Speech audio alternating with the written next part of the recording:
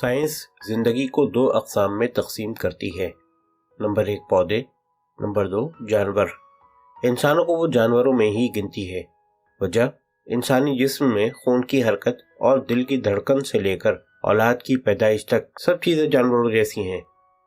دماغ کا بنیادی اسٹرکچر بھی وہی ہے، صرف غور کرنے اور منصوبہ بندی کرنے کی صلاحیت مختلف ہے۔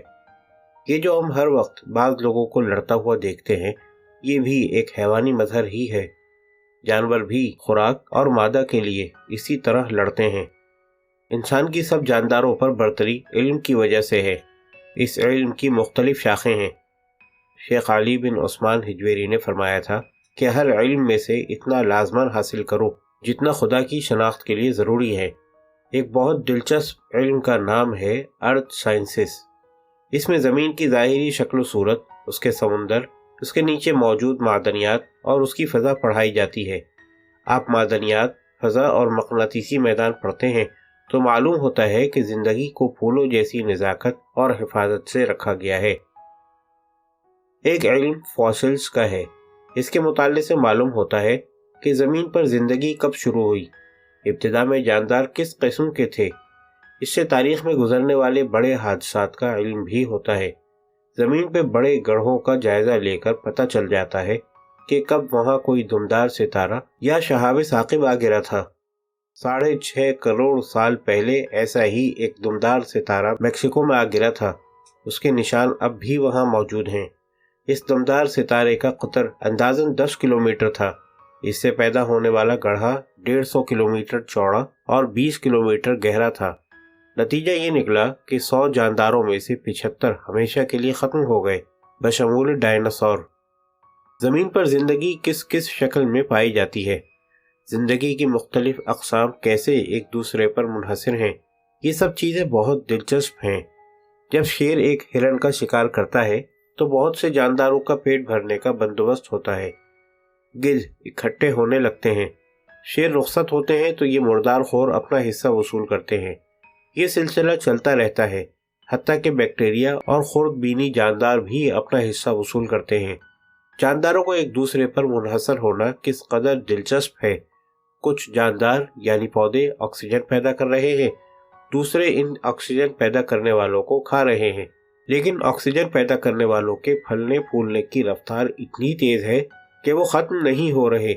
پھر ان سبزی خور جانوروں پر گوشت خوروں کا منحصر ہونا، لیکن سبزی خوروں کی نسل کا تیزی سے بڑھنا اور ان کا ختم نہ ہونا۔ ہاتھی اور اونٹ اگر گوشت خور ہوتے تو صورتحال کتنی مختلف ہوتی۔ اسی طرح توانائی کی ایک قسم کا دوسری میں بدلنا بہت دلچسپ ہے۔ ہم سورج سے توانائی حاصل کرتے ہیں، کوئلے، تیل اور گیس کو جلا کر اس میں موجود ایندھن سے توانائی حاصل کرتے ہیں، بہتے اور بلندی سے گرتے ہوئے پانی سے اور ایٹم کو توڑ کر بھی۔ یہ سب وہ چیزیں ہیں کہ جنہوں نے انہیں جلدی سمجھ لیا وہ دوسری قوموں سے آگے بڑھ گئے۔ انہی قوموں نے ایجادات کی۔ امریکہ نے ایٹم توڑ کر توانائی نکال کر اس سے تباہی پھیلانا پہلے سیکھ لیا اور دوسری جنگ عظیم جیت گیا۔ پاکستان ایٹم بم نہ بناتا تو بھارت اسے ختم کر دیتا۔ اسی طرح سیاروں کا علم ہے، پلانیٹری سائنس یعنی علم فلکیات۔ علم نجوم والے تو اندازے لگاتے پھرتے ہیں، لگ گیا تو تیر، نہ لگا تو تکا۔ علم فلکیات مگر ٹھوس شواہد پر مبنی ایک سائنس ہے۔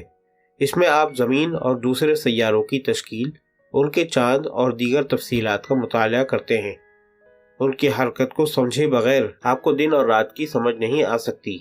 قرآن پاک میں لکھا ہے کہ دن اور رات کے بدلنے میں اور آسمان اور زمین کی تخلیق میں عقل والوں کے لیے نشانی ہے۔ اب یہ دن اور رات کا بدلنا کیا ہے؟ یہ زمین کی اس کے محور کے گرد گردش ہے۔ زمین گھومتی رہتی ہے، یہ تقریباً گول ہے۔ اس کا جو حصہ سورج کی طرف مڑ جاتا ہے وہاں سورج کی روشنی سے دن اور دوسری طرف رات ہوتی ہے۔ زمین اپنے محور پر ایک طرف جھکی ہوئی ہے۔ چاند کا زمین سے ایک خاص فاصلہ ہے اور وہ زمین کے پانی کو متحرک رکھتا ہے۔ زمین کا اس طرح سے ایک طرف جھکاؤ موسموں پر اثر انداز ہوتا ہے۔ یہ سب وہ علوم و فنون ہیں جنہیں پڑھ کر ہی اندازہ کیا جا سکتا ہے کہ ہم انسان کون ہیں اور یہاں اس زمین پر کیا کر رہے ہیں۔